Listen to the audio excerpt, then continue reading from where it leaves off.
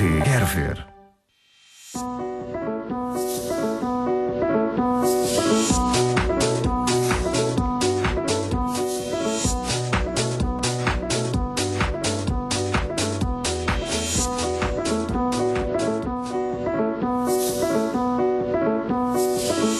Olá, boa tarde. Seja bem-vindo à Sociedade Civil.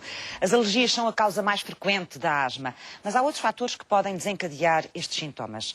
As infecções víricas, a mudança de clima e também agentes irritantes, como, por exemplo, o fumo do tabaco. A asma nas crianças é o tema desta Sociedade Civil. No programa de hoje fala-se sobre a asma.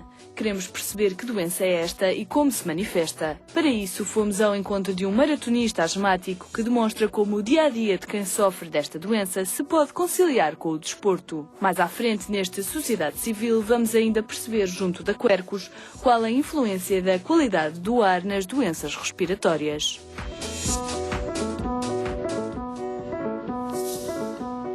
Vamos então falar sobre a asma nas crianças, perceber que doença é esta, como é que ela pode ser prevenida ou como é que pode ser tratada para que as crianças possam viver com maior qualidade de vida. Muito obrigada aos meus 4 convidados desta tarde. José Lopes dos Santos, bem-vindo, é o vice-presidente da Sociedade Portuguesa de Alergologia Pediátrica e diretor também do Departamento de Pediatria do Hospital Pedro Spano, em Matosinhos. O que é a asma? A asma é, antes de mais, uma doença inflamatória que se traduz por uma hiperreatividade brônquica e que essa hiperreatividade depois pode ser despertada por vários estímulos, como já foi referido. Portanto, os brônquios reagem demais a alguma coisa. Exatamente. E reagem demais porque estão hiperreativos e estão hiperreativos porque estão inflamados de base. E o que é que os inflama? O que é que faz com que eles fiquem inflamados? Na maioria dos casos, no caso das crianças e dos jovens, é a alergia. A exposição a alergénios é que causa essa inflamação. Mas essa inflamação pode também ser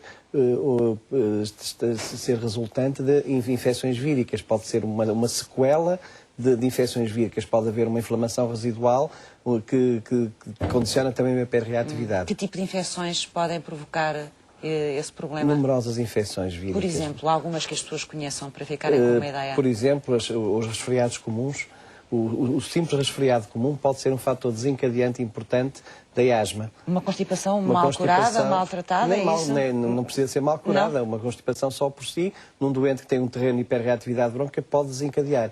Mas aqui estamos a falar de fator desencadeante. Eu estava a falar de fator predisponente já, quer dizer, por exemplo, certas infecções que acontecem nos lactentes, o vírus sincicial respiratório e outras, podem deixar uma hiperreatividade transitória durante alguns meses, às vezes até anos. E geralmente isso acaba por diminuir com o tempo, essa hiperreatividade dos brônquios, ou nem sempre? Se for alérgica, nem sempre diminui. Quer dizer, poderá diminuir se nós tratarmos o doente, designadamente se fizermos, por exemplo, quando está indicado, a imunoterapia específica, as chamadas vacinas para a alergia, ajudam a diminuir a longo prazo a hiperreatividade brônquica. Maria Clara Braga, muito bem-vinda à Sociedade Civil, é professora e é investigadora da Universidade Católica Portuguesa, é especialista de saúde infantil e pediátrica. Estas crianças que sofrem de asma, precisam de algum tipo de acompanhamento especial? Não precisam, sempre. Tem uma equipa multidisciplinar em que todos nós concorremos no plano terapêutico, no regime terapêutico e nas atividades da vida diária. Temos uma influência bastante marcada na vida destas pessoas, sem dúvida nenhuma. Ao longo do ciclo de vida, porque nós também começamos, quando há predisposição familiar para a asma, já no período pré-natal já estamos a trabalhar essas características que a família deve adotar de comportamentos adequados para que a criança depois não venha a desenvolver a asma. Por isso, nós acompanhamos ao longo do ciclo vital uma equipa multidisciplinar, não é exclusivamente a enfermagem, mas a equipa médica, que tem um papel extremamente relevante, mas depois às vezes são precisos outros técnicos, como da reabilitação e da fisioterapia mesmo, e os farmacêuticos também estão aqui presentes. Portanto, ao longo da vida, nós temos uma influência às vezes muito presente, mas há outras vezes mais espaçada, quando realmente a família consegue organizar o plano terapêutico de uma forma adequada, o regime terapêutico. Não sei se estou a ser clara, mas e como tal, e também controlar muito bem os fatores que conseguem controlar, como o meio ambiente, que é tão desencadeante de fatores da própria asma. Portanto, isto tudo, a família, a equipa, não será só, é uma equipa multidisciplinar, tem um papel relevante no acompanhamento destas crianças. Portanto, na prática, ajudar a adotar uma série de comportamentos que podem, de alguma forma, aliviar os sintomas da doença e dar mais qualidade de vida às crianças. Às vezes nem aparecerem, não é? Porque se nós temos uma Prevenir. família... Prevenir. Luís Araújo, bem-vindo. É o secretário da direção da Associação Portuguesa de Asmáticos. Temos um pouco a ideia de que hoje as crianças são mais alérgicas, desenvolvem mais a asma. Isso é assim ou é apenas uma percepção que temos? Muito boa tarde. Não, de facto isso parece ser verdade e está-se a acontecer com uma série de doenças que lidam diretamente com o nosso sistema imunológico. Ou seja, se nós pensarmos desde do fim, basicamente, da pós-Segunda Guerra Mundial, nós tivemos alterações muito grandes na nossa sociedade, extraordinárias mesmo. Por exemplo, se nós pensarmos o que aconteceu com os nossos avós, que basicamente não tinham antibióticos, não eram vacinados, não tinham água canalizada, não tinham saneamento, viviam com os animais, normalmente tinham os animais ou dentro de casa ou debaixo de casa, quer dizer, tínhamos de facto uma exposição a uma quantidade de estímulos exteriores que nem toda essa exposição era má.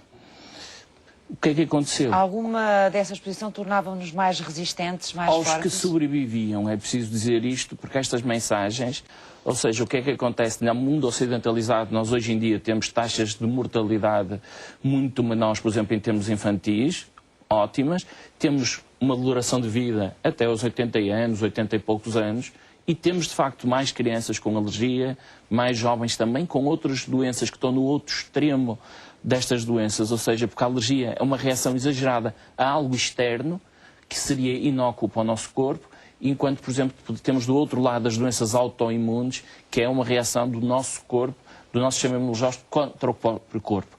E estas quantidades, portanto, se nós olhamos para a asma, que é uma alergia, mas, por exemplo, para a diabetes tipo 1, que é uma doença autoimune, ambas têm estado a crescer muito. Mas é preciso dizer coisa como ela é, apesar de crescer muito, temos muito pouca mortalidade infantil e temos uma longa esperança de vida. Temos também uma medicina mais evoluída, não é? É, e, portanto, exatamente isso, mais dizer que se o preço a pagar por este grande ajuste que nós tivemos, que foi muito bom, é ter um bocadinho mais destas doenças, é uma mensagem boa, porque tem passado esta mensagem um bocadinho de que, e mesmo existem alguns grupos, sobretudo a nível internacional, infelizmente, por exemplo, que são contra a vacinação com alegações falsas de que é a vacinação que provocou isto. Não, é preciso dizer que há sítios onde hoje não há alergia, na maior parte das zonas da África não temos alergia, também não temos diabetes tipo 1. Portanto, é uma consequência da nossa evolução, da uma evolução tão rápida, não é? Foi uma adaptação em menos de 60 anos, nunca tivemos uma mudança tão rápida, portanto, algo se passa muito rapidamente que fez esta Portanto, é natural, não é só percepção, que hoje haja mais crianças a desenvolverem asma. Os estudos têm apontado para isso e têm apontado, inclusivamente, que em alguns dos países mais avançados, como por exemplo os países nórdicos, parece já se estar a atingir um pico de crescimento, está-se a ser atingido. Portanto, já não haver aquele crescimento exponencial que estava a haver cada vez que se repetia uma nova fase do estudo. E foi nesses países do norte da Europa que também este número começou a crescer primeiro, foi? Foi, sobretudo, não que se começou a crescer, mas são dos que são melhor estudados. Portanto, quem consegue medir as coisas e fazê-lo da mesma forma ao longo do preço, consegue ter melhor percepção. E da história da evolução da asma. Sónia Correia, bem-vinda, é farmacêutica, estava a ver lá e a acenar a cabeça em relação àquilo que o Luís nos estava a dizer, penso que concorda, não é? Qual é a intervenção do farmacêutico nesta doença da asma, nomeadamente nas crianças, que é o que estamos aqui a falar hoje? Boa tarde. O farmacêutico tem um papel fundamental, essencialmente no ensino, na maneira de mostrar as coisas. Normalmente não é a criança que vai à farmácia, são os pais ou os cuidadores que estão presentes. Contactam, em muitos casos, pela primeira vez com várias situações completamente novas. Já trazem uma informação muito precisa do médico, mas há sempre coisas que falham na altura da consulta, na altura do diagnóstico, há dúvidas que se colocam, que se pensam só depois, e o farmacêutico consegue... as coisas, não é? Às vezes mecânicas de Exato, funcionamento, e o farmacêutico consegue dar uma ajuda, nomeadamente na primeira vez. A explicar a medicação é fundamental que as pessoas compreendam bem qual é o objetivo da terapêutica, para que serve cada medicamento, porque há a explicação primeiro na consulta, mas depois em frente às caixas, em frente aos medicamentos há concretos. sempre dúvidas, não é? Sempre alguma confusão. É importante explicar que um é o anti-inflamatório, o outro é para a situação de urgência. A técnica da utilização, porque todos os medicamentos são vinculados, não é um comprimido, na maior parte dos casos, normalmente são sistemas que permitem depois inalar o medicamento e tem que ser ensinada a técnica. A maioria dos alergologistas já treinam as crianças dentro do consultório antes delas começarem a fazer o tratamento. Mas isso essas situações são as dúvidas que acontecem. E depois estamos sempre disponíveis, porque o tratamento começa a decorrer e de repente surge alguma dúvida. E nós sabemos que a população portuguesa recorre muito às farmácias para tirar dúvidas. Estão perto, não é? Exatamente, o sistema de proximidade. Isso exige ao farmacêutico alguma formação especial ou alguma informação especial, nomeadamente em relação a esta matéria? Sim, obviamente. Quando nós damos informação, temos que dar informação correta. E, portanto, temos que saber o que estamos a fazer. Como é que fazem? Vêm os estudos todos? Sim, tiram informação? sim. Concretamente, no meu caso, e em caso de muitos colegas meus, nós tivemos uma formação na área da asma. Uma formação específica? Uma formação específica, que foi patrocinada pela Associação das Farmácias, Nacional das Farmácias, e, portanto, depois temos, periodicamente, renovação de conhecimentos, tem que obviamente, ser, até porque não é? isto é uma área em que os medicamentos evoluem bastante, não é? Assim como os inaladores, etc. Há coisas que vão mudando, não é? Eventualmente evoluem mais os sistemas que são utilizados com os medicamentos do que propriamente os medicamentos. Há medicamentos novos que surgem, sempre na tentativa de terem menos efeitos secundários, maior eficácia terapêutica, não é? Mas depois vêm associados a dispositivos que são diferentes. Mas também são fáceis de utilizar. Tem que se atualizar, não é? Temos que atualizar e depois estar atentos, porque às vezes, por mais simples que sejam os dispositivos, as pessoas cometem erros ou começam até a utilizar muito bem, mas a certa altura começam a utilizar erradamente. Desleixam-se, não é? Exatamente. Portanto, temos que estar também atentos nessa área. E em várias outras áreas, nas áreas de efeitos secundários, que às vezes também acontecem, as pessoas ficam na dúvida se têm que parar, se não têm que parar com a terapêutica. Portanto, há várias. Normalmente nas crianças há sempre um tratamento mais cuidadoso. Portanto, os pais ou os cuidadores cumprem os horários, cumprem as medicações, estão sempre preocupados em ver se há efeito, se não há efeito. São mais rigorosos no tratamento com os filhos do que com eles, não é? Quando passamos para a idade adulta, um asmático adulto realmente é muito mais complicado ter fazer uma terapêutica correta e estar atento. Muitas vezes também já tem um longo historial de tratamento, não é? E, portanto, passa a ser uma coisa banal que integra no seu dia-a-dia. E consideram que o facto de ser doente asmático tem alguns sintomas associados. Portanto, o facto de subir a rua e ficar com falta de ar no peito é próprio porque é asmático e não tem necessariamente que ser assim. Já vamos regressar. Vamos perceber melhor então o que é a asma e que números existem à volta desta doença que permitem estudá-la. O que é que pode provocar uma crise asmática e quem são as pessoas mais vulneráveis? A asma é uma doença crónica controlável na maioria dos casos. Trata-se de uma inflamação das vias respiratórias, onde acontece um estreitamento que dificulta a passagem do ar.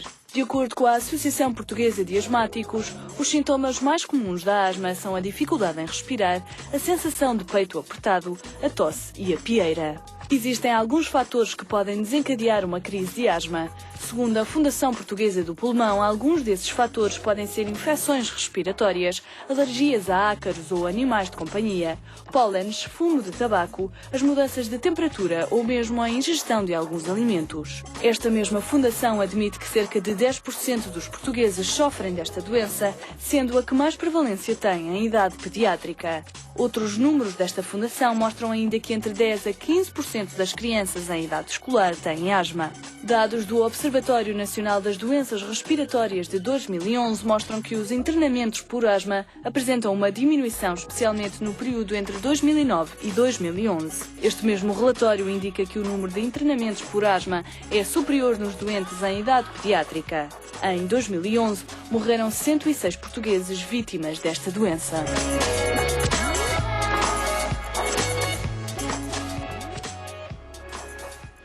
Ouvimos aqui José Lopes dos Santos falar do número de vítimas desta doença, mas pode considerar-se que ela é muito mortal? Não. Não, e designadamente na parte pediátrica não tem havido mortes em Portugal, graças a Deus, nos últimos anos. Uhum. Estas situações acontecem, são situações extremas, imagino eu, acontecem como?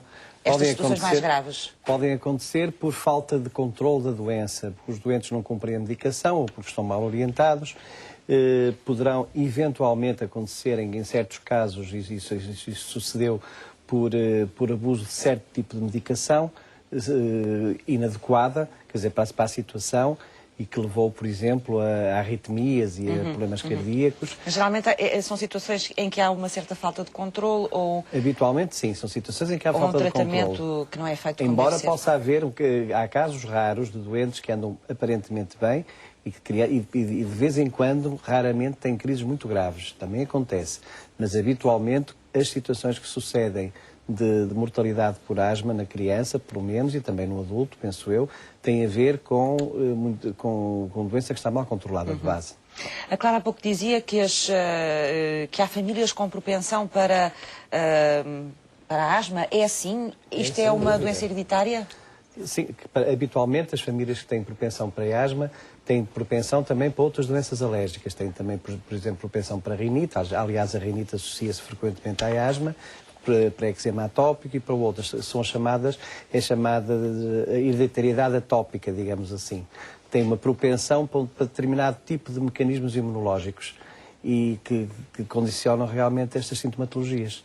E isso, mas isso acontece sempre ou não? Ou seja, uma família onde há asmáticos significa que vamos ter crianças asmáticas? Não necessariamente. Depende. Aliás, em cerca de 10 a 11% dos doentes asmáticos não têm antecedentes de doenças alérgicas na família. Nem toda a gente desenvolve, apesar de estarmos aqui a falar hoje das crianças, desenvolve asma na infância, não é? Há também situações de asma depois em idades mais avançadas. É verdade. E às vezes, nem mesmo na infância, quando falamos de infância, nem nas idades pediátricas, há asmas que surgem mais tardiamente. Por exemplo, habitualmente, quando são doentes que têm polinoses, portanto alergias aos pólenes, habitualmente a sintomatologia costuma surgir um pouco mais tarde do que as outras crianças. Clara, no caso das crianças, vimos aqui alguns exemplos das situações que mais frequentemente provocam alergia. Como é que se trabalha o ambiente de uma criança de maneira a aliviar de alguma forma os sintomas que podem desencadear as crises de asma? Alguns penso que serão um bocadinho complicados, nomeadamente quando a criança está exposta no meio ambiente, não é? Fora de casa, etc. Mas dentro de casa provavelmente há formas de controlar isso. Há formas, algumas que nós sabemos que há fatores que conduzem à asma, como a presença de ácaros, como... Para as crianças que são alérgicas ao pó, não é? Ao pó, mas também aos produtos irritantes, como os desinfetantes, essas coisas todas. E nós trabalhamos esses fatores todos com a família, de forma a eles estarem alerta, de saber como atuar quando precisam mesmo. Há necessidade de limpar uma casa, não é? Mas primeiro é preciso ter um diagnóstico, não é? É preciso Ou seja, saber a que é que aquela criança é alérgica e o que é que desencadeia as reações. Às vezes nós numa fase inicial, e está aqui o Dr. Lopes Santos, nós ainda não sabemos muito bem e portanto temos que eliminar tudo que nós sabemos à partida. É difícil de conseguir perceber se o que é que faz desencadear numa criança estas reações? Por vezes é difícil, mas nem sempre. Habitualmente é relativamente fácil. Agora, o que é necessário entender, e às vezes os pais, é preciso explicar isto aos pais. Temos, por exemplo, acontece-me que tenho um doente, por exemplo, que tem uma alergia documentada aos ácaros do pó da casa. Explico aos pais e que, de facto, que este menino ou esta menina tem esta alergia, que é necessário fazer as medidas ambientais, etc, etc. Mas depois eles dizem, não, mas, ó Sr. Doutor, ele só tem crises quando se constipa. E quando apanha uma infecção respiratória. Claramente não é uma constipação, não é? Parece uma constipação. Não parece que tenha a ver com a alergia. Ora bom, o que é necessário. Ou então quando corre, tem crise só quando corre, não tem nada a ver com o pó da casa. O que eles têm que perceber, e é preciso explicar-lhes bem, é que a alergia pode ser efetivamente um fator desencadeante, mas muitas vezes só por si não desencadeia sozinha a sintomatologia. É um fator predisponente. Inflama os brônquios, torna-os hiperreativos e torna-os depois sensíveis ao efeito das infecções víricas. Mas o que eu estava a perguntar é se é fácil diagnosticar a asma numa criança e o que a desencadeia, ou não? É fácil. A asma diagnostica-se fundamentalmente pela clínica, pelas manifestações clínicas. Pelos sintomas. Exatamente. É assim que se... E por alguns exames também, ou não? São feitos às crianças ou não? Sim, podem ser feitos exames, não só para caracterizar a função respiratória, mas também exames para identificar alguns fatores desencadeantes, designadamente exames para saber se por trás daquilo haverá ou não um terreno alérgico. Que tipo de exames é que é possível fazer às crianças para detectar esse? Desde logo, os exames mais simples e mais baratos, que são os chamados os testes cutâneos, as provas cutâneas de alergia. Aquelas picadelazinhas. Exatamente. Em que as crianças são inoculadas com uma série de... Não chegam a ser inoculadas, não? Então, quer dizer, aquilo é... Ora bem, coloca-se o alergénio à superfície da pele. Sim. E depois, com uma lanceta, faz-se uma pequenina picada, que não sei que... Para expor na prática para expor, para dar uma exposição mínima ao alergénio, e nas situações em que a alergia existe, ao fim de 10, 15 minutos temos uma reação inflamatória local. Portanto, isso permite definir mais em concreto o que é que provoca as alergias das crianças. E é o único tipo de exame ou há outros? Há muitos outros exames. Há exames através de análises sanguíneas, em que podemos medir diretamente as IgEs específicas, portanto, os anticorpos responsáveis pela alergia e específica àquele alergénio. Mas muitas vezes não se chegam a fazer esses exames, bastam os sintomas para chegar a um... Para chegar ao diagnóstico. Para chegar ao diagnóstico de asma, doença, sim, muitas vezes bastam os sintomas, mas depois para conduzir o tratamento, designadamente para programar uma prevenção ambiental e para programar um tratamento de imunoterapia, de vacinas, é necessário ter um diagnóstico específico dos alergénios. Muito bem, Clara. Temos o diagnóstico, temos a criança diagnosticada e agora? Como é que vamos atuar? Há uma data de materiais que existem já, por exemplo, aos ácaros para proteger os colchões, as cobertas. E funcionam? Funcionam. Claro que... Por exemplo, vestir os colchões com como é que aquilo se chama? Não sei como é que aquilo se chama. São vestidos com um tecido que é... específico para Capas antiácaros. antiácaros. E para as almofadas também? Também. E até se recomenda para os bebés também, nas mantinhas, também fazer essa proteção, que realmente diminui a exposição aos ácaros e, portanto, terá o seu efeito. Mas depois tem a ver também com o ambiente, com a limpeza, com os animais, se tem animais, se não tem, não é adequado quando a criança tem esta predisposição, ou que já está diagnosticado, não ter animais em casa. Tudo o que acumula pó, no caso é para retirar, e limpar bem, ter cuidado a arejar. Isso tudo que não seja bem lavável, que não se possa erradicar esse material. Como é que é? As carpetes? As carpetes é para retirar, as alcatifas, ter atenção aos cortinados, à roupa do bebê, pronto. E, tem que se lavar a uma temperatura superior a 50 graus. Essas coisas tem que se lavar a mais de 50 graus? Roupa, para eliminar tudo o que possa estar residual sabe que os ácaros são os bichinhos.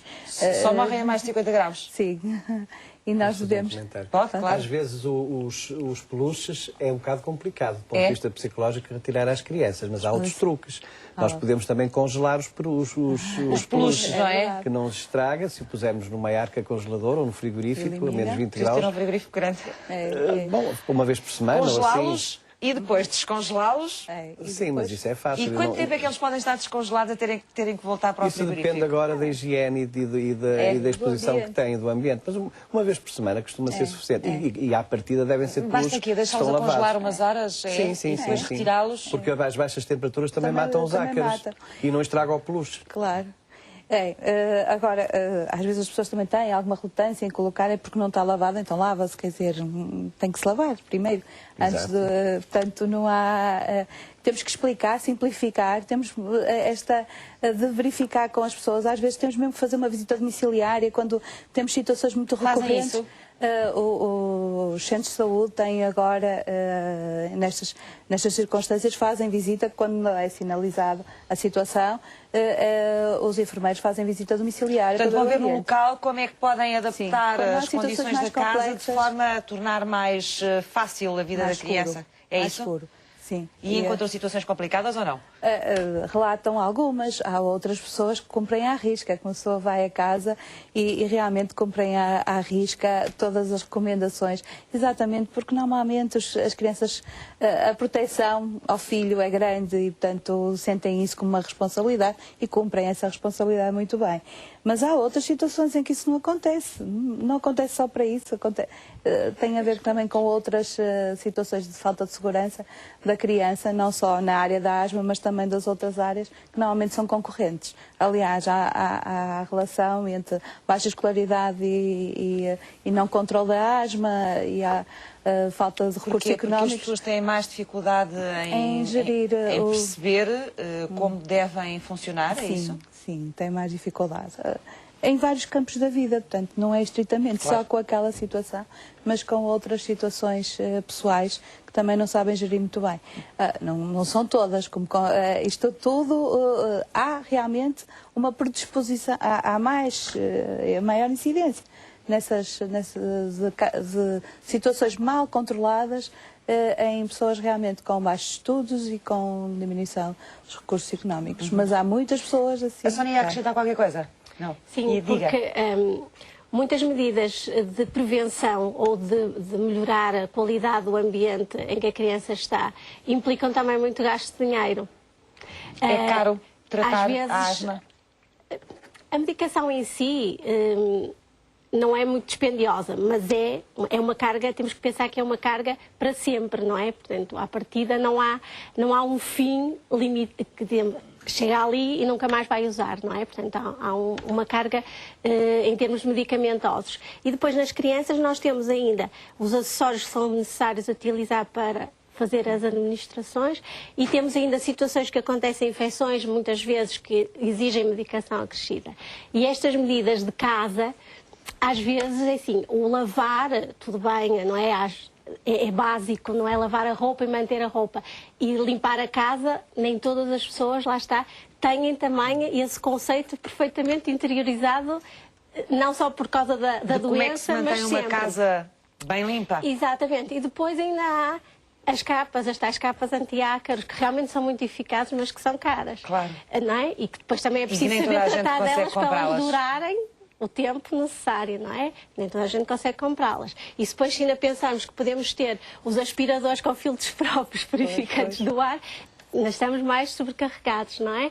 Portanto, há realmente, para o ótimo dos resultados, não é? Há vários condicionantes que não estão acessíveis a muitas, não são acessíveis a muitas pessoas. Luís, ia acrescentar alguma coisa? Eu gostava de acrescentar 3 pontos fundamentais sobre o que nós dissemos. Em relação aos números, e esta é normalmente a altura, quando nós falamos sobre saúde em Portugal, dizemos que estamos a citar uns números mais ou menos importados do estrangeiro, adaptados da realidade.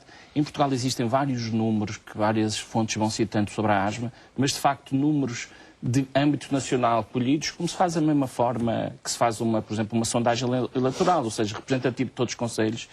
Nós, felizmente, em 2010, que a Direção-Geral de Saúde, no âmbito do Programa Nacional de Asma, que entretanto foi infelizmente extinto, incumbiu a Faculdade de Medicina do Porto e com o apoio das sociedades científicas envolvidas e inclusivamente da Associação Portuguesa das Madres, a realização do Inquérito Nacional da Asma.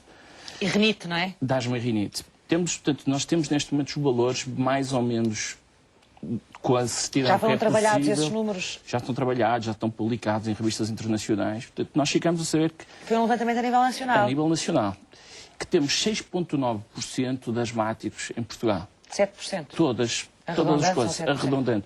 Numa coisa e classificados como Estamos a falar em todas as faixas em etárias. todas as faixas, mas são classificados como os doentes que têm asma atual, ou seja, tiveram sintomas ou fizeram tratamento antiasmático no último ano. Se falarmos da asma ao longo da vida, ou seja, pessoas que alguma vez tiveram sintomas ou fizeram tratamento, estamos a falar à volta de 10,5%, 1.080.000 pessoas.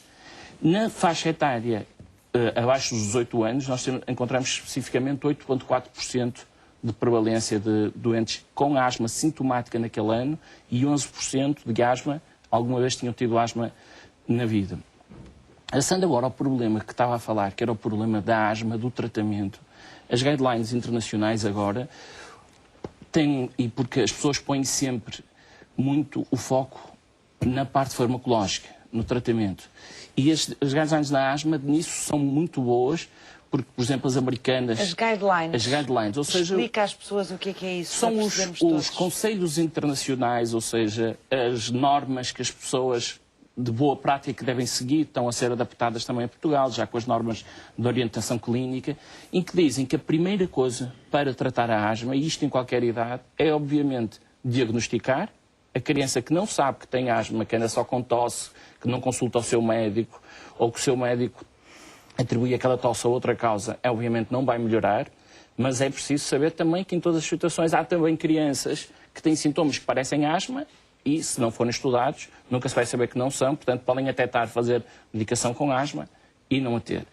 E não só diagnosticar, como depois monitorizar estes doentes.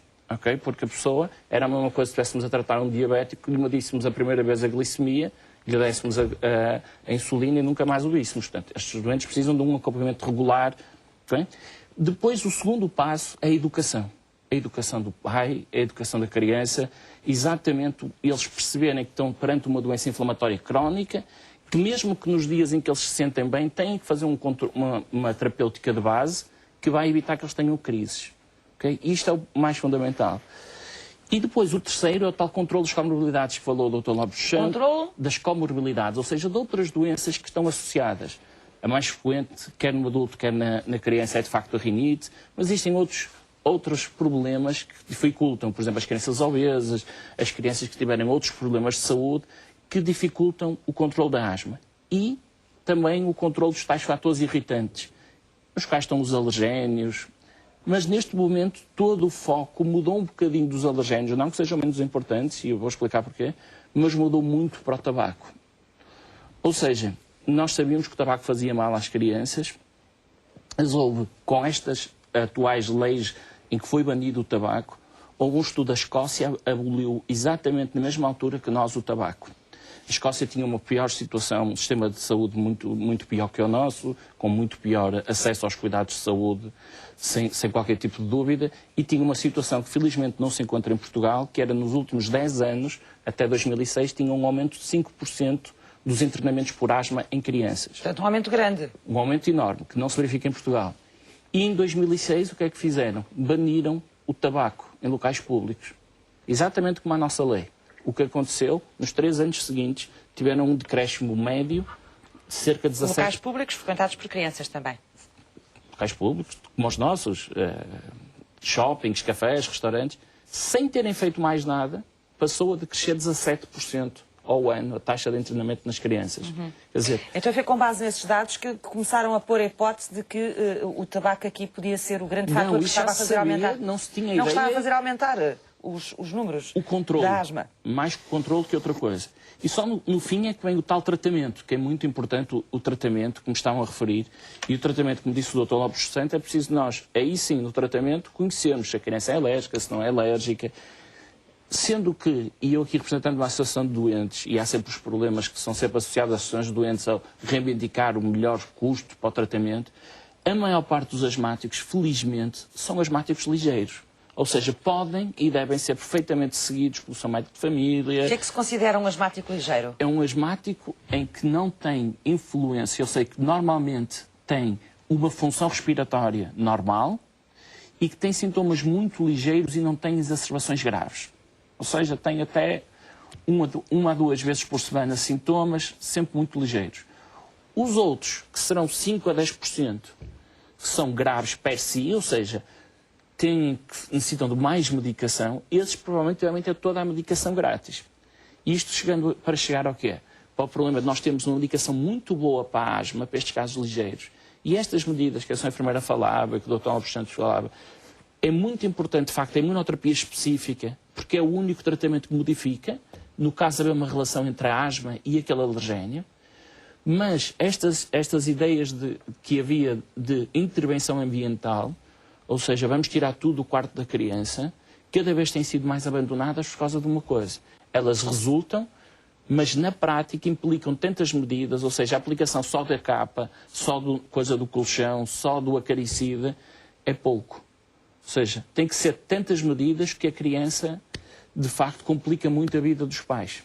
Percebe? E é por isso que se abandona? É por isso que provavelmente só se justifica nestes casos muito dos doentes mais graves. Os doentes que estão bem, com uma dose de medicação que é muito tranquila, se calhar não se justifica aos pais que até já podem ter alguma dificuldade em adquirir a medicação, estarem a tirar, a arrancar as alcatifas todas.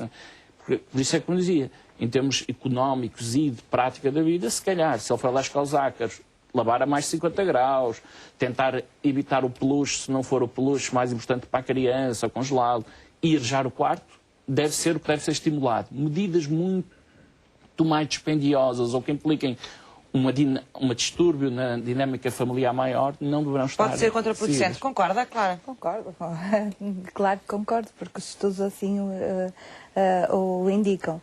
Eu estava a falar há bocado, quando falávamos da visita domiciliária, realmente naquelas situações da asma recorrente, que não está a ser controlada, que não precisa de internamento, mas contudo há muitas vezes recorrência ao serviço de urgência e que é sinalizado como uma situação que é preciso ir ver o resto. Portanto, não só a medicação, porque até vemos que frente ao médico faz tudo bem, frente à enfermeira quando vai ao centro de saúde faz tudo bem, mas depois há qualquer coisa que não está bem.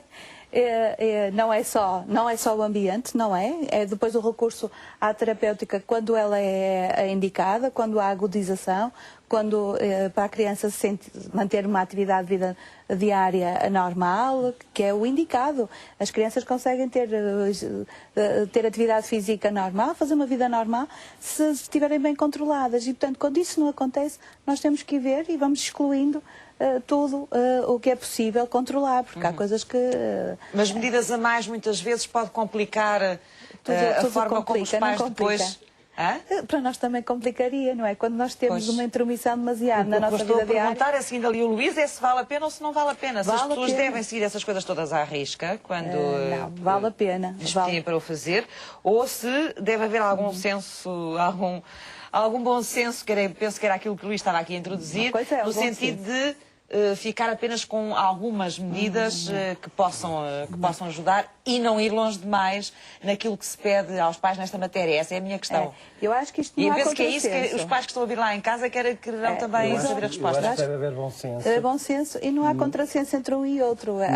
Mas dá-me licença. Por exemplo, eu acho que as capas anti-ácaros, que não são muito baratas, mas que é um investimento que depois dura muitos anos, que duram vários anos, e os resultados, na minha experiência, são bastante bons. De modo geral, melhoram bastante. Portanto, isso, nos doentes que são alérgicos aos ácaros, acho que vale a pena.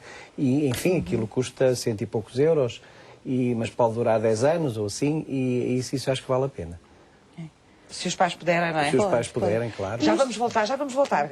Clara, a asma não é impeditiva das pessoas fazerem uma vida normal, aliás, já foi dito aqui, e de serem até, em alguns casos, bons desportistas. É o caso do Alberto Chaissa, ele é asmático e é maratonista.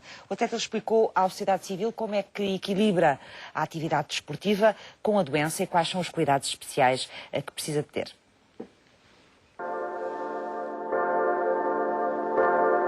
Alberto Chaissa é maratonista e atleta olímpico medalhado. Tem 39 anos e a asma não foi impedimento para os muitos títulos que arrecadou. Como qualquer asmático, as crises também fazem parte do historial deste atleta.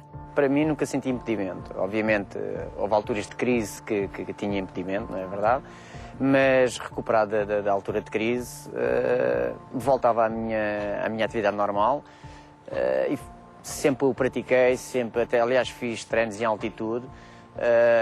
Claro, era sempre a minha amiga, tinha a minha bomba como companheira de mesa de cabeceira, como eu lhe chamo. Apesar de conseguir conciliar uma atividade de alto esforço físico com a doença, Alberto defende que devem ser tomados alguns cuidados, inclusive no que diz respeito à legislação que pode comprometer a credibilidade dos atletas. As precauções mais específicas, portanto, eu inalava e inalo a bomba 2 vezes ao dia. Pré-treino terei que fazer uma também, não é? Para que esteja à vontade. E as maiores precauções, obviamente, temos de ter sempre os registros completos, portanto, entregue, neste caso, ao CNAD, porque não deixa de ser um medicamento, e esse medicamento tem consequências, essas consequências no controle antidoping, não é? Nós temos de estar dentro das regras, porque se escolhemos uma atividade que está sob essas regras, temos que as cumprir. Fazia os meus exames regulares, desses exames regulares a IAF e o CNAD pedia anualmente, que até felizmente em 2004, salvo erro, 2003, 2004, passou-se a 4 anos.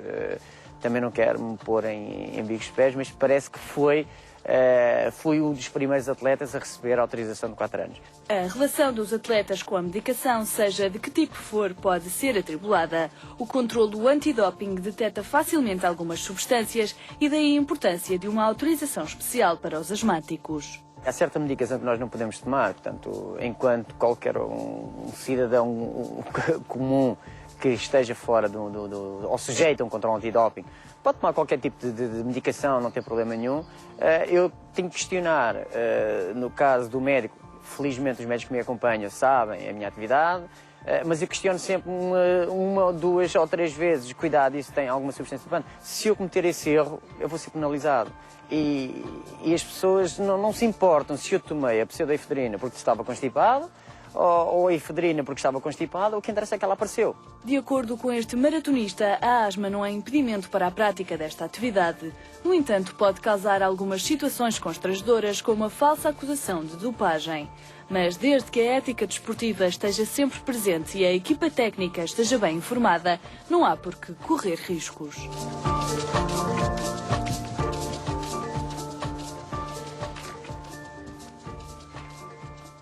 Sr. Lopes dos Santos, para além destes cuidados especiais que é preciso ter, nomeadamente com as questões antidoping, parece que é possível um asmático ter uma vida desportiva perfeitamente normal e até acima da média, se for necessário. Ou seja, a asma é impeditiva, no caso das crianças, de elas praticarem desporto ou de fazerem qualquer atividade?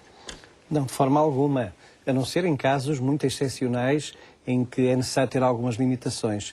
Mas a asma é de facto compatível com o desporto de alta competição.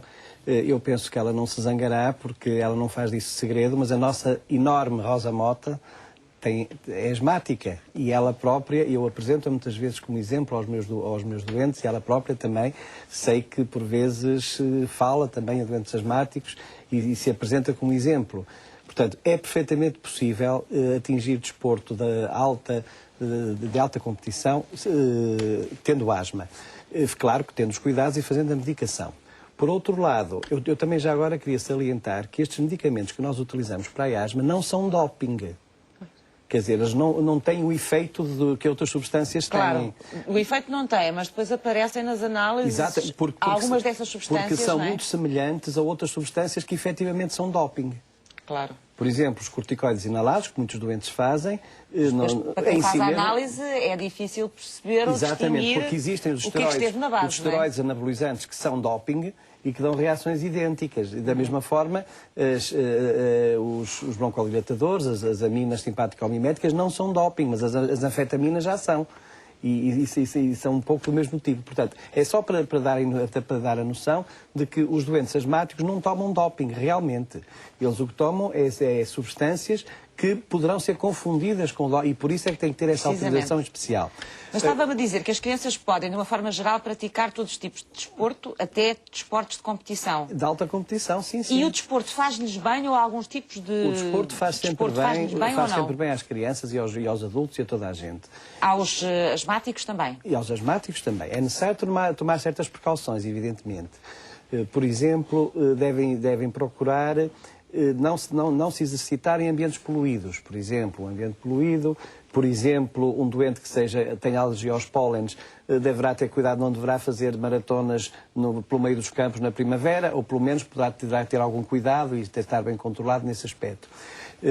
Tem que fazer também um bom exercício de aquecimento e um arrefecimento, evitar exercitar-se com ar muito frio, também com ar seco. As variações de temperatura podem ser significantes. Podem desencadear o frio e a problemas. secura do ar podem ajudar a desencadear sintomas de asma. Portanto, tem que ter cuidado nesse sentido.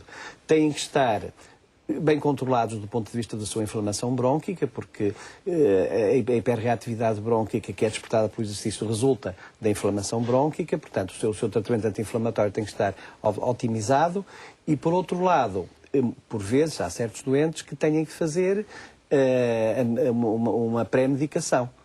Por exemplo, tomar um broncodilatador antes do início para poder depois fazer o seu exercício físico. E devem levar consigo o broncodilatador no caso de terem problemas. E da mesma forma, os clubes desportivos, as aulas de educação física nas escolas, etc., deverão ter pessoas a supervisionar a atividade esportiva que estejam familiarizadas com estas situações e que saibam como atuar.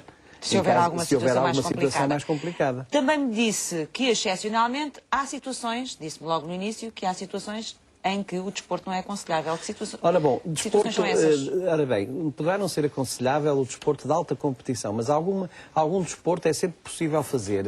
Uma criança moderado, não é? Moderado, com limitações. Outro aspecto que era importante também, que eu já agora queria chamar a atenção, é o controle da rinite, que está associada muitas vezes à asma, porque uma das formas de evitar também a asma de esforço é respirar pelo nariz. O nariz tem uma função muito importante na filtração do ar, no seu aquecimento e na sua umidificação.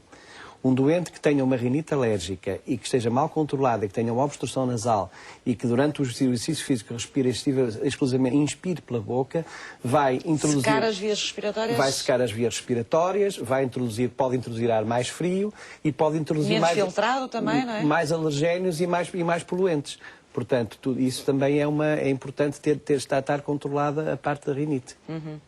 Sónia, estávamos a falar aqui de broncodilatadores e mais não sei o quê. Deve ter aí algum de certeza para me mostrar, não tem?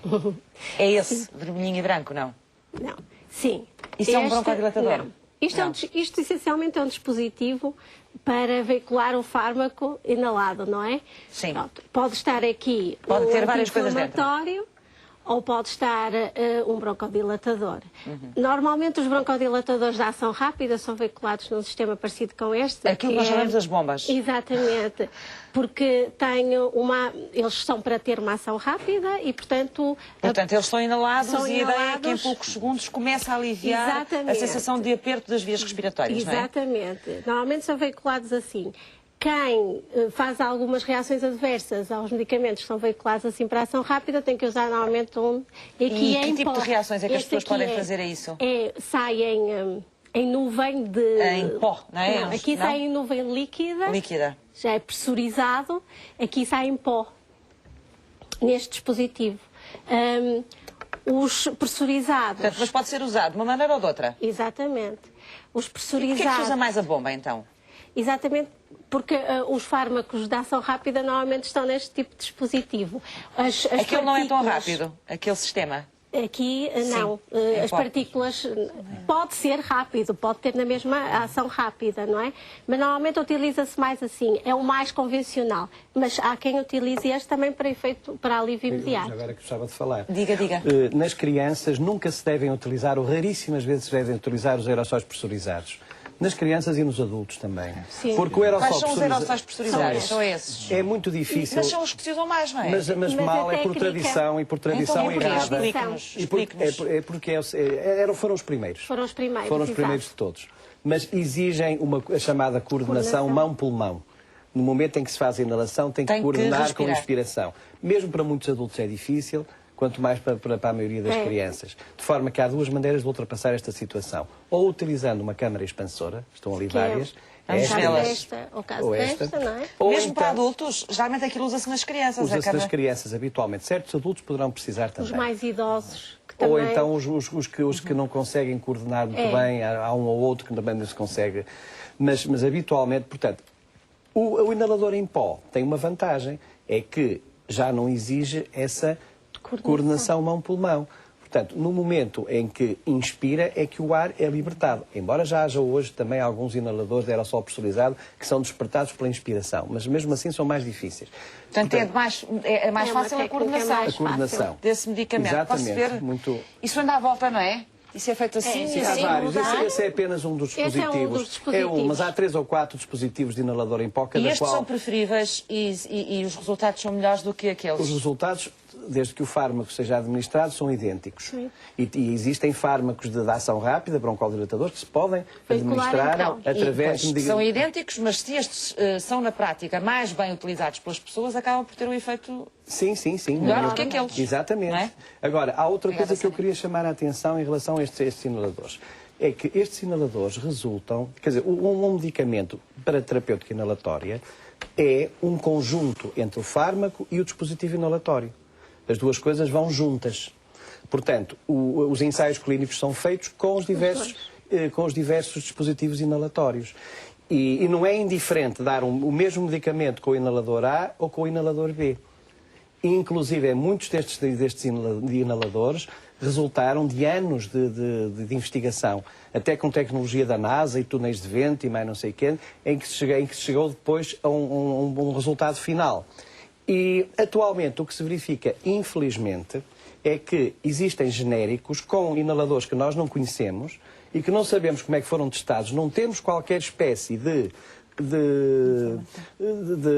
dados farmacocinéticos e que o programa informático que nós utilizamos nos obriga quase a utilizá-los e depois, quando nós não queremos aquele porque não o conhecemos ou não temos dados ou assim, vem-nos lá uma notinha a dizer que o doente vai estar a gastar não sei quantos mais euros, podia-lhe dar um genérico, assim, uma coisa desse tipo. Portanto, são inaladores com medicamentos que os médicos desconhecem, os especialistas desconhecem, não sabem ao certo qual é o Nós não impacto. sabemos, eu não tenho os São dados. dispositivos que são ligeiramente diferentes dos dispositivos tradicionais, os que estão testados devidamente. E não estão testados, ou pelo menos nós não temos conhecimentos dos testes. Não tem conhecimento, ainda não há resultados. Mas também há poucos medicamentos genéricos neste caso. Não, mas há, isso eu E vai havendo, tendencialmente. Na área do tratamento da asma, é eu isso? não estou a dizer que não se possam utilizar Tem os genéricos. algum aí, não? Não. Eu não estou a dizer que não se possam utilizar os genéricos e até às vezes, muitas vezes é necessário. Podem-se utilizar os genéricos.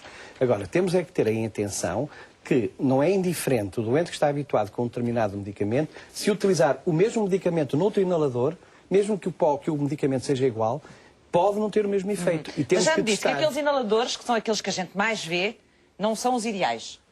Não é? Os aerossóis pressurizados, não. Porque a técnica é mais Mas difícil. porquê que os médicos continuam a Ora bem, para as crianças... Não tem que ser prescrito aquilo? Tem, mas Não, para as crianças eu não chego à jovens... farmácia e não compro um inalador, pois não? Em princípio, não. Para as crianças pequeninas, abaixo dos 4 anos, pelo menos, e mesmo abaixo dos 6 anos, que não conseguem utilizar os inaladores em pó, é importante usar aqueles, mas com uma câmara expansora. Muito bem. Ou com máscara ou sem máscara. Vamos ver as câmaras consoante. também. Explique-nos como é que isso funciona. O medicamento é solto aí dentro, não é? É.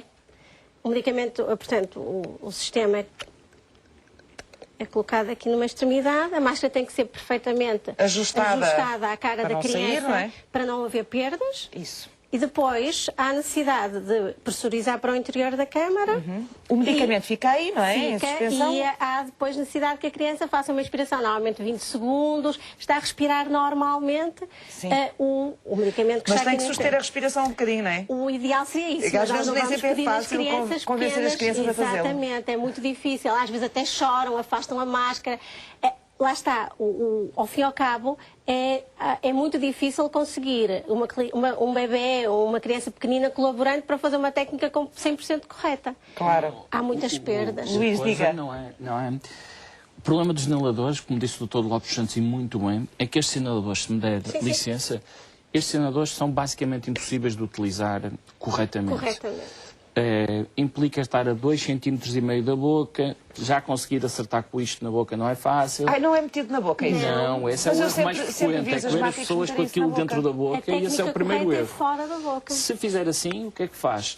Se tiver alguma coisa, note que a diferença que vai do início da boca à orofaringe, à parede lá atrás, à volta 5 cm. Fica tudo imediatamente na orofaringe, não chega a nada. Só vamos ter efeito lateral resultante do ar frio, podemos ter, dependendo do medicamento que é que vamos ter. Estas câmaras o que permitem que este espaçamento seja maior e que o aerossol fique aqui. Qual é a opção nas crianças às câmaras expansoras? Basicamente nenhuma. Porque se a criança chorar 30 segundos, melhor ainda.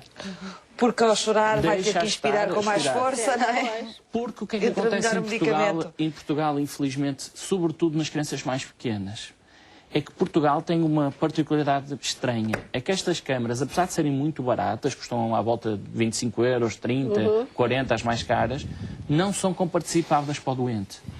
E o que é que o doente tem, sobretudo aquele doente que é seguido do médico de família?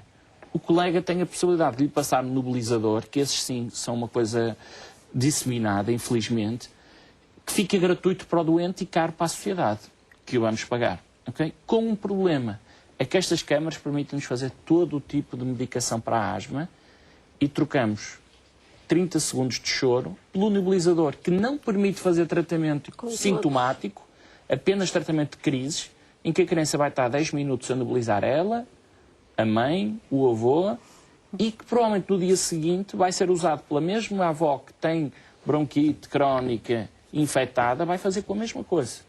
E isto é um problema grave em Portugal com estas coisas. E, portanto, o que o Luís me está a dizer na prática é que acha que esses... Como é que isso se chama? Câmaras expansoras. Essas câmaras expansoras deviam ser comparticipadas. Estas câmaras expansoras em Portugal é o único sítio. Há já experiências, e acho que um dos casos é na unidade onde trabalha o Dr. Lopes Santos, que quer nos serviços de urgência, mesmo dos hospitais, em que quando se trata estas crianças com exacerbação, usa-se uma câmara ligeiramente mais barata, mas em que se dá logo ao doente, ele fica com uma forma para fazer o seu tratamento.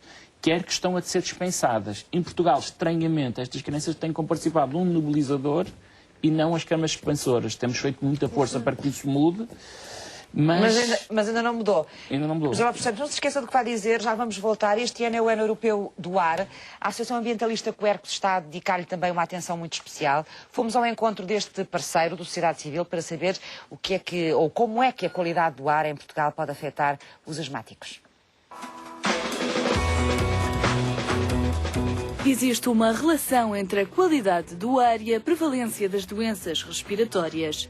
Diz a Fundação Portuguesa do Pulmão que os alérgicos são claramente prejudicados quando são expostos a zonas com elevados níveis de poluição industrial e automóvel.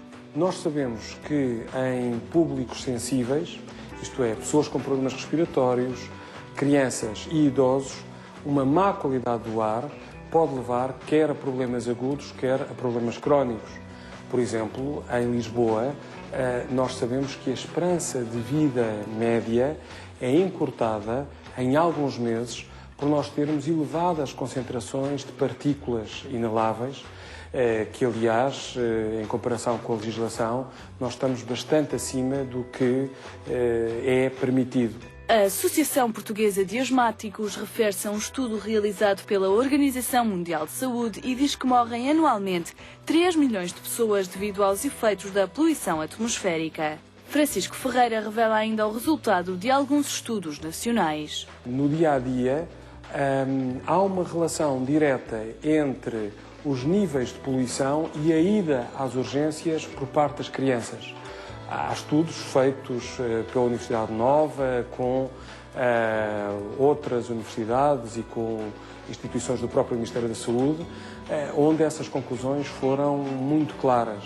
Não apenas a qualidade do ar ambiente tem influência na saúde. O ar interior também pode prejudicar as vias respiratórias e provocar crises de asma, que são mais frequentes em ambientes poluídos. Por exemplo, no verão, temos em Portugal, devido às temperaturas elevadas e também a outros poluentes que o originam, temos o ozono, que é muito bom quando ele está em altitude e nos protege, mas que à superfície, quando respirado, pode ser causador de irritação dos olhos, da garganta e cá está, pode agravar também, por exemplo, a ocorrência de ataques, de casos de asma. Nós devemos olhar para as questões relacionadas com o ar ambiente e devemos também ter preocupações com o ar interior, garantindo, por exemplo, uma boa ventilação, o uso de materiais em casa que não prejudicam a qualidade do ar. No final de março, a Quercus apresentou uma queixa à Comissão Europeia denunciando a qualidade do ar, já que não é monitorizada e está acima dos valores limite em Lisboa. De acordo com a Associação Nacional de Conservação da Natureza, este é um problema de saúde pública que pode acentuar os sintomas de asma e outras doenças respiratórias. José Lopes dos Santos, penso que ia acrescentar algumas coisas em relação àquilo que o Luís estava a dizer, em relação a estas câmaras? Exatamente. Primeiro, queria também chamar a atenção, há dois tipos de câmaras, ou pode ser a mesma até, em que se retira, quando a criança cresce um pouco, a partir dos 4 anos, habitualmente, consegue colaborar com uma câmara sem máscara já. Coloca a boca diretamente no bocal. Sim. Exatamente. E isso torna-se ainda mais eficaz. Há até uns que têm uma borrachinha, não é? Que tornam isso mais fininho.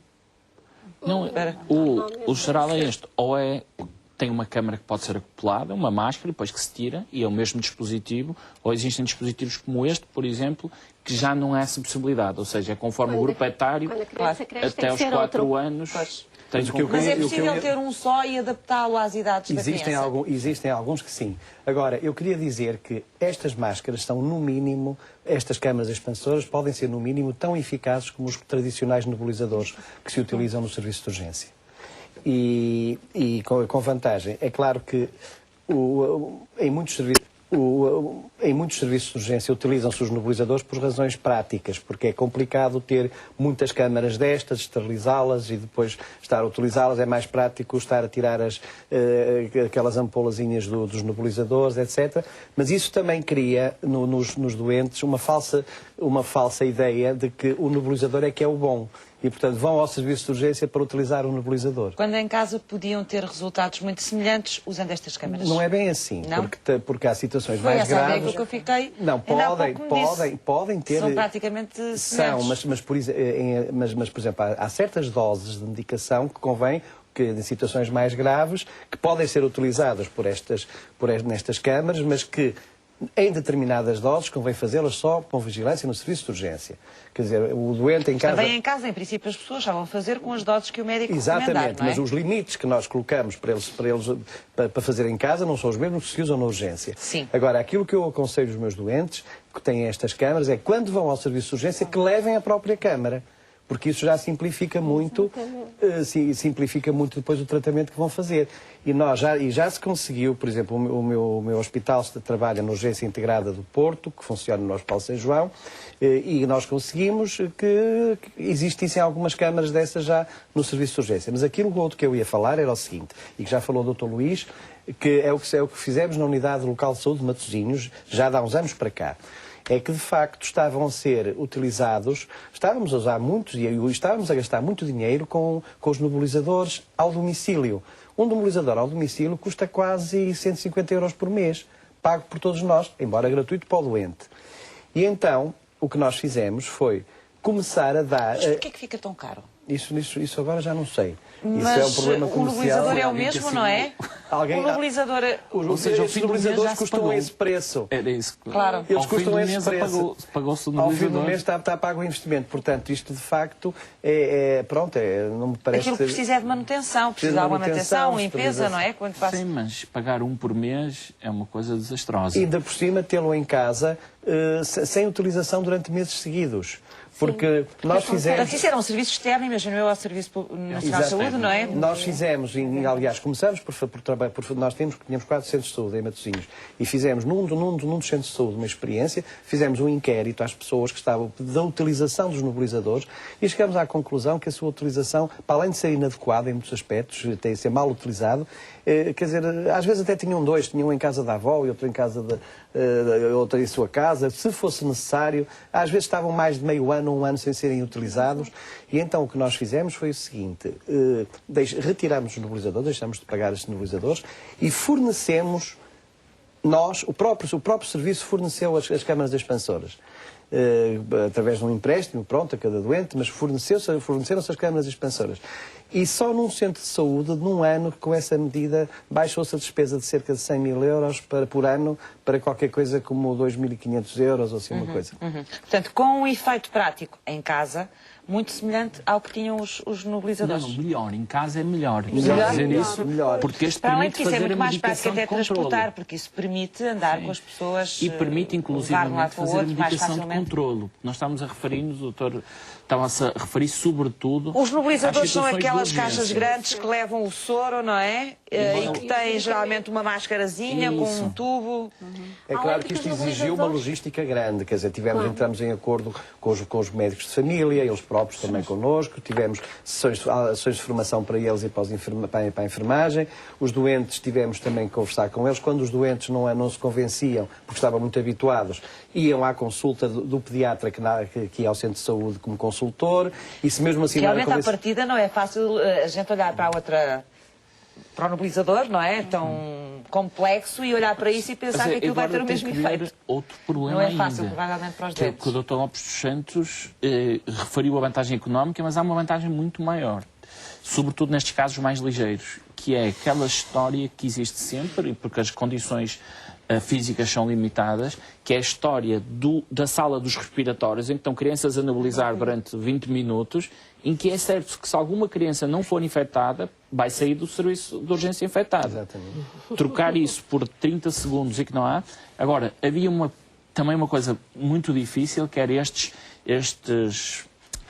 câmaras estão aprovadas inclusivamente para usarem os métodos de desinfecção normal, mas nenhuma estava aprovada até há pouco tempo. Existe agora uma câmara que nenhuma estava aprovada para ser usada por múltiplos doentes.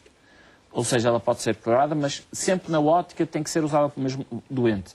Mesmo aquela situação no serviço de urgência poder ter 50 câmaras e todos os dias se esteriliza milhares de material nos hospitais. Portanto, ter 50 câmaras que dava perfeitamente, mesmo num pico grande, este problema não existia ainda porque não haver câmaras. Neste momento já temos essa possibilidade, quer dizer, está por estudar o efeito da redução não só dos custos, como da infecção cruzada, que é uma coisa muito importante.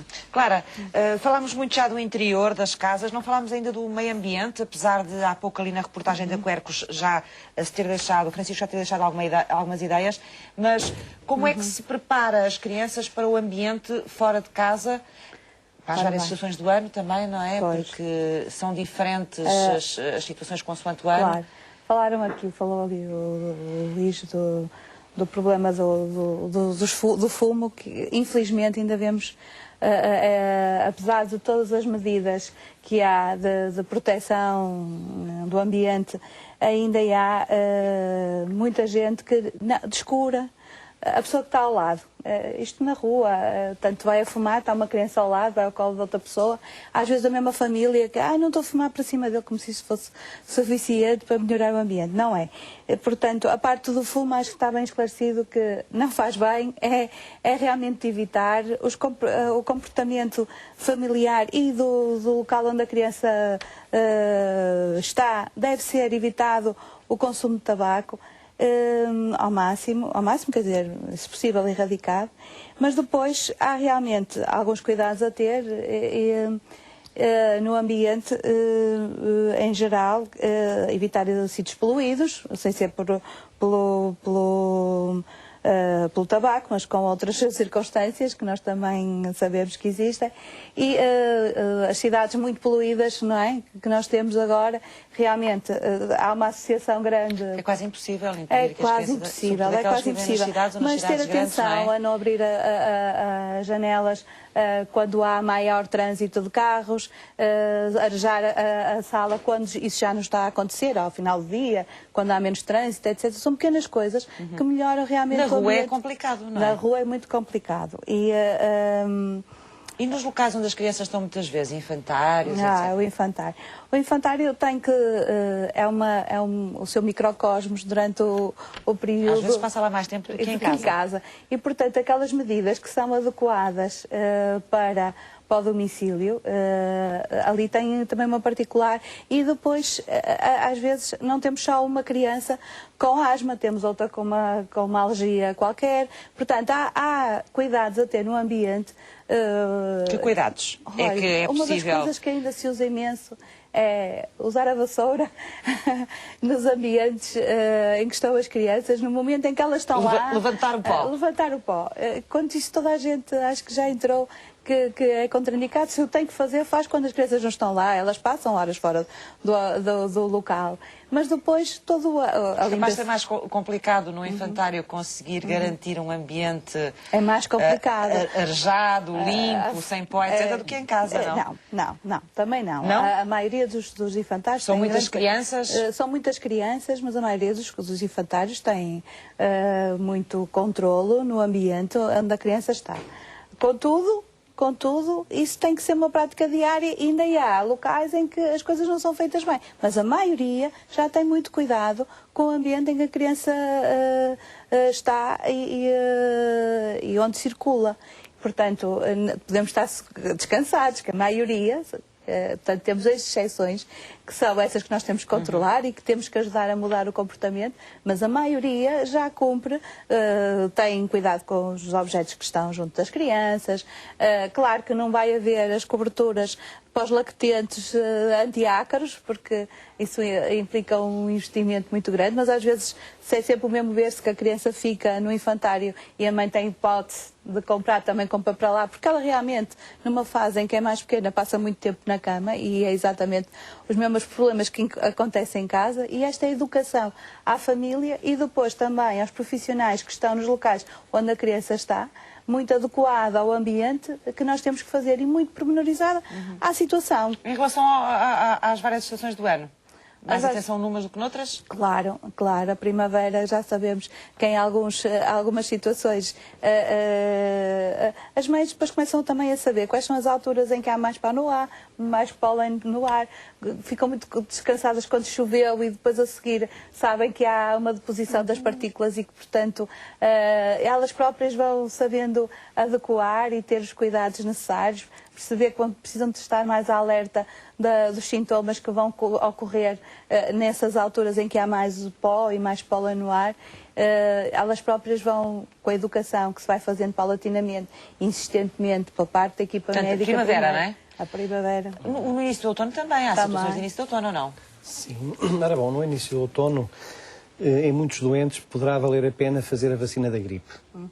Porque, embora... Estamos a falar de crianças também. De crianças, exatamente. Porque, embora, de facto, o vírus da gripe não seja dos mais asmatogénios, quer dizer, muitos doentes asmáticos aguentam perfeitamente a gripe sem problemas, mas dos vírus asmatogénios são os que podem desencadear crises de asma. É o único para o qual nós dispomos de vacina. Portanto, pelo menos... Bom, não digo que seja todos nas formas mais ligeiras, mas uma boa parte dos doentes que têm uma asma moderada a grave poderá ser aconselhável, de facto, vaciná-los.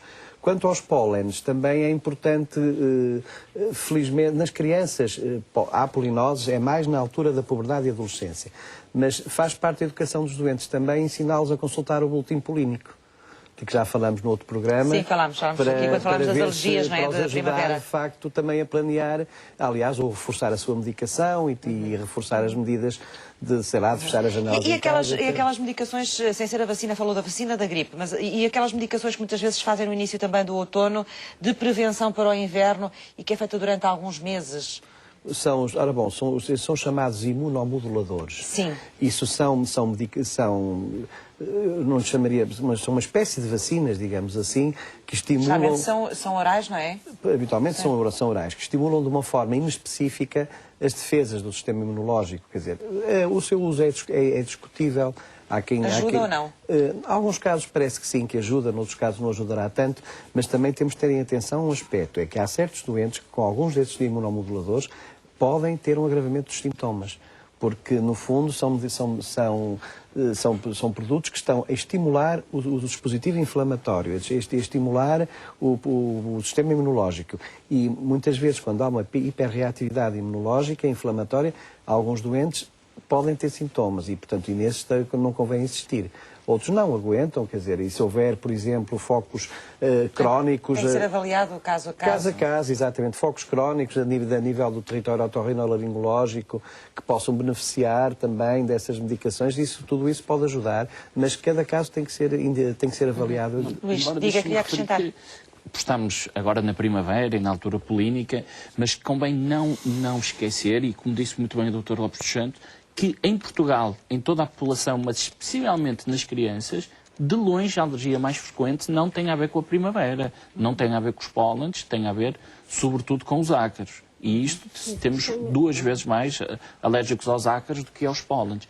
O que é que acontece? É que como na primavera, que é por razões históricas, começou por ser descrita a rinite como a febre dos fenos, e ninguém acha normal passar a vida constipado na primavera e associam alergias, o que acontece é que temos crianças que andam constipadas, com rinite, com tossita, às vezes com outro broncoespasmo no inverno e no outono, mas como também é a altura em que se junta quer os sintomas devido aos ácaros, que é quando nós temos mais roupa na cama, passamos mais tempo indoor, com as infecções, o diagnóstico é muito mais retardado, porque vai sendo atribuído a constipações. Às vezes é difícil perceber se é uma constipação normal que está ali, o que acontece é que, ao contrário da polínica, que normalmente traz o doente ao médico... dura muito tempo e a criança, em vez de melhorar ao fim de 3 dias, está a piorar, não é? As pessoas não acharem que seja normal a criança constipar-se 4 vezes no mesmo inverno, andar com tosse todo o inverno. Okay? Alguma coisa se passa, mas... Lá está, como as outras crianças também vão tendo uma tossita ou outra, os pais desvalorizam, acham que é só uma tossita.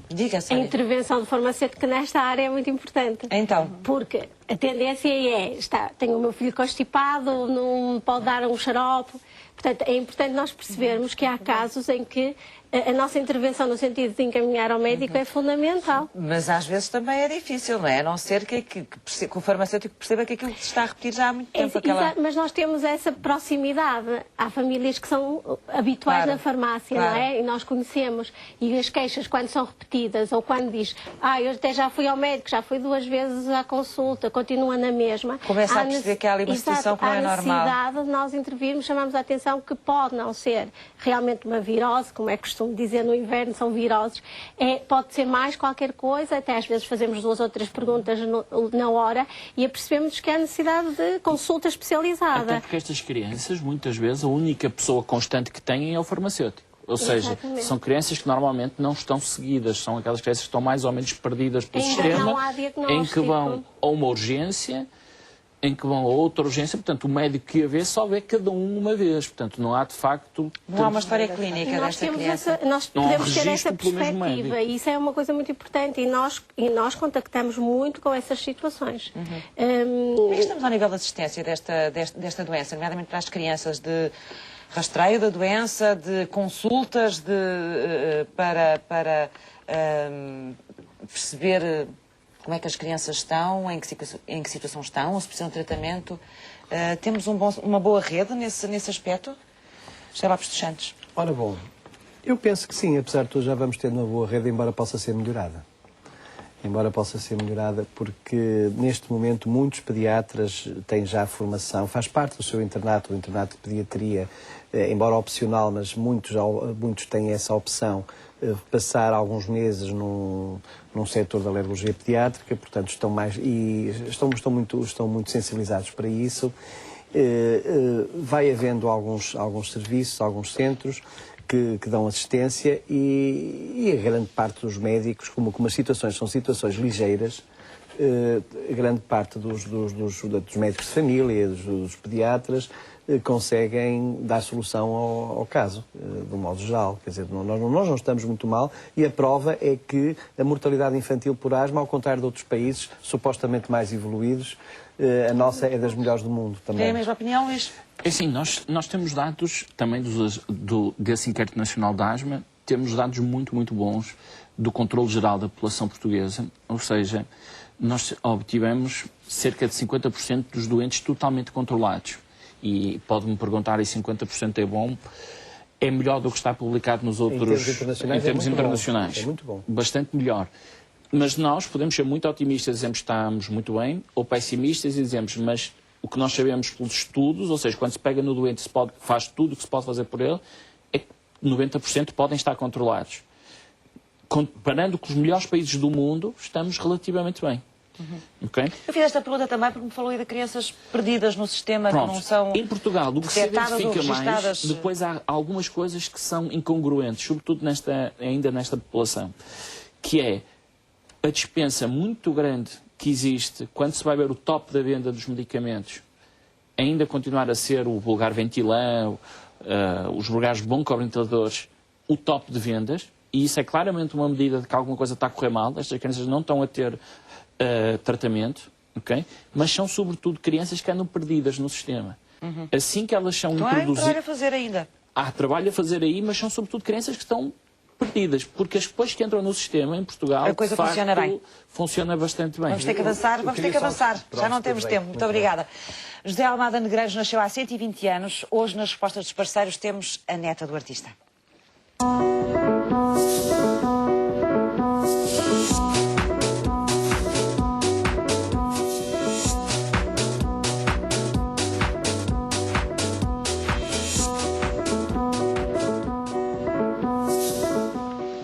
Olá, Rita. Olá. Rita Almada Negreiros está à frente ou faz parte da comissão das comemorações, não é? Dos 120 anos Sim, faço parte da família. de Almada Negreiros. Eu sei que faz parte da família, mas também faz parte da comissão. Sim, Dentro da comissão é que não sei qual é o seu papel. Vai ter que chegar um bocadinho mais para aqui, Rita. A comissão tem a família como a comissão executiva, depois tem a comunicação e tem os consultores. E nós organizámos desta forma, sentimos uma necessidade este ano com as comemorações dos 120 anos do nascimento, mas dos 100 anos... Pois é o centenário também, não é? Na prática do início da atividade artística, sim, José Almada Negreiros. da primeira exposição que ele fez com 20 anos, em 2013. E então, o que é que prepararam, ou o que é que já está a acontecer ligado com os 120 anos do nascimento e os 100 anos do início da atividade? Nós temos uma agenda extensíssima e eu tenho aqui uma cábula para não me falhar nada. Vou-lhe dar os falar das coisas mais importantes, importantes, porque também as pessoas depois lá em casa não conseguem decorar tudo. De certeza que há algum sítio onde as pessoas podem procurar mais informação? Sim, temos uma página no Facebook, que é Almada Negreiros 120 anos. E porque há várias Almada Negreiros, mas que nós não sabemos quem são. Claro. É só o que tem 120 anos. Almada Negreiros 120 anos. Portanto, Sim. podem procurar a página no Facebook e têm lá informação sobre as coisas que vão acontecer ao longo deste ano ligadas com o Almada Negreiros. Dos 120 Muito bem. anos, sabendo que eu faço uma ressalva, que é a família, a comissão. Portanto, sou eu, a minha irmã, a minha mãe e os nossos maridos. E a minha irmã Catarina. E nós... promovemos algumas coisas, propusemos à Câmara um certo número de programas que foram aceitos e que estão a ser feitos. Mas, paralelamente, e por todo o país, tem havido imensas iniciativas por autorrecriação, por iniciativas próprias, que nós...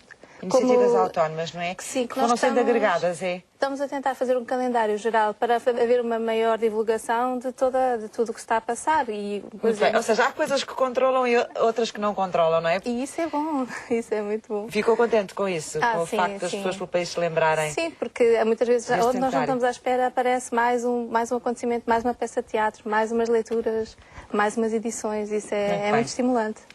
O que é que, então, nos traz, em termos das comemorações dos 120 anos, que sejam talvez aquelas que as pessoas devem reter mais, ter mais atenção? Bom, o Almada Negreiros, como nós sabemos, é um artista multiforme, exprimiu-se de várias formas. Era desenhador, pintor, ensaísta, performer, crítico de arte, dramaturgo... É uma coisa mais dos nossos tempos hoje, não é? Do que o início do século XX. Isto é um avant la lettre. Antes de todos, ele já foi assim. Eu costumo comparar com o Fernando Pessoa, que tinha os heterónimos. Sim. O Almada também se desmultiplicava, mas pelas várias expressões artísticas. E isso é uma característica... É uma característica dele. Sim, ambos da geração do Orfeu, que também este ano começa as comemorações que vão durar 5 anos. Vamos falar então do que é que temos Então, para temos agora... comemorar e para conhecer melhor a obra, o trabalho de Almada Negreiros. Temos em cena, no Teatro Nacional da Ana Maria, Os Olhos de Gigante. Em Lisboa? Assim, em Lisboa. Essa peça, Os Olhos de Gigante, já começou, não é? Já começou, mesmo antes do dia do centenário, que era o dia 7 de Abril, que eram os anos dele. Muito bem. E vai continuar? Vai continuar durante mais algum tempo. Pensou até maio? Sim, agora vai para a semana, até a última representação no Teatro da Ana Maria, em Lisboa, e depois passa para Palmela, para vai o passar Teatro para outros do Bardo. teatros, não é? Sim. E para além do teatro, há uma exposição que também começou, penso eu, no dia dos anos dele, não foi? Sim, houve uma galeria de arte urbana na Calçada da Glória, no Elevador da Glória. Sim. E foi uma iniciativa da Câmara Municipal de Lisboa, onde convidou vários street artists para fazer 7 painéis. A exposição chamava-se Almada por 7. Sabendo que 7 era o número... no Almada Negreiros, portanto, eram 7 trabalhos inspirados nele. Sim, a partir de um brief que a Câmara dava com uma série de obras que se adaptavam àquele autor específico. Portanto, cada um deles Essa exposição ainda está a funcionar, não está? Ainda está aberta? É possível visitá-la? Sim, vai ficar durante vários meses. Vão haver tertúlias, que vão começar já agora em junho. A primeira tertúlia vai também ter ao mesmo tempo o lançamento do livro Manifesto Antidantas, que é uma reedição, mas é uma reedição anotada e completada, porque nunca se tinha feito uma análise crítica com todo o espólio que, entretanto, tem sido vindo a se descobrir e a ser estudado. Vai ser lançado pela Assíria. Portanto, vai ser a mais completa, em termos de análise. Vai ser a mais completa. E vai ser mais completa porque vai ter um CD. Está aí, não? Não está ainda, não está pronta. Ainda não saiu, estas são as anteriores.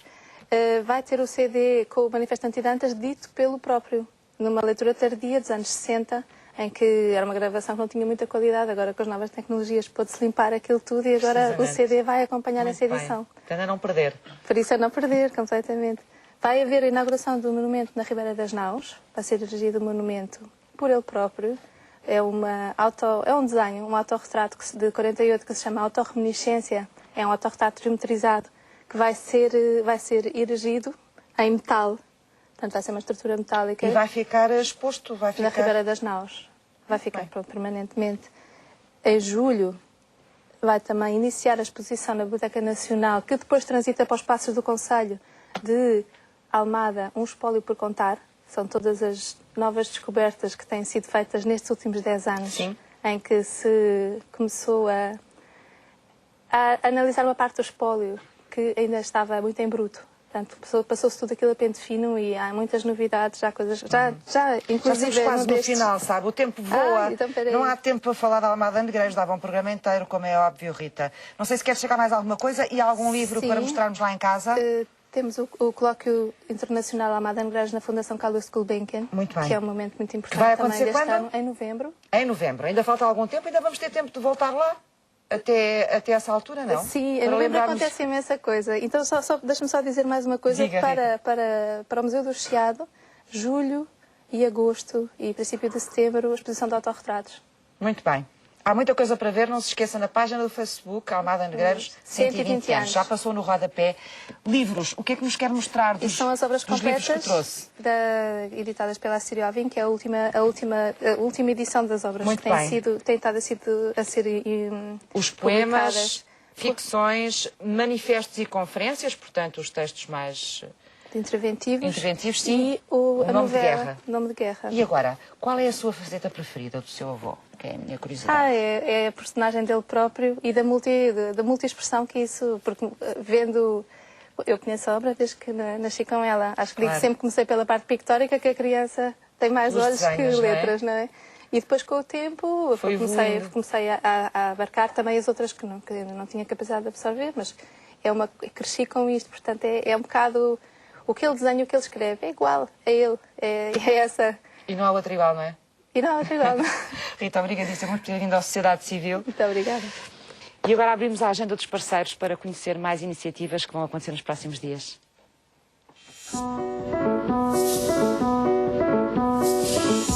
A Make-A-Wish lançou a segunda edição da campanha com o mesmo nome, que acontece em diferentes locais de Lisboa até 1 de maio. A iniciativa alia gastronomia e ações de solidariedade, onde parte das receitas são destinadas a ações de instituição. Saiba mais em makeawish.pt. O Palácio dos Melos em Viseu recebe um colóquio sobre as fronteiras da crise na União Europeia no dia 27 de abril. O programa inclui debates que pretendem analisar as relações entre imigração, crise e criminalidade. O resultado de uma residência artística de 5 anos num dos recantos mais bem preservados do planeta vai poder ser conhecido no Centro de Arte Moderna da Fundação Calouste Gulbenkian. É a exposição Galápagos, que decorre até 7 de julho e inclui vídeos, fotografias, instalações sonoras e esculturas de artistas nacionais e internacionais.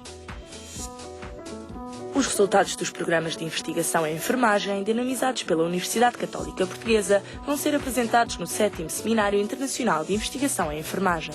Os encontros decorrem de 2 a 4 de maio, no campus da Esprela, no Porto.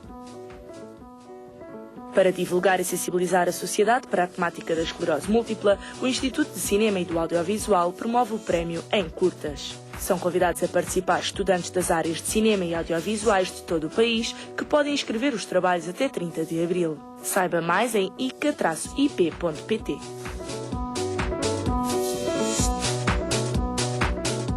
Estamos a fechar o Sociedade Civil de hoje. Agradeço aos meus 4 convidados esta tarde que nos vieram falar sobre a asma infantil e vou deixar-lhe, como sempre, 2 sugestões de leitura.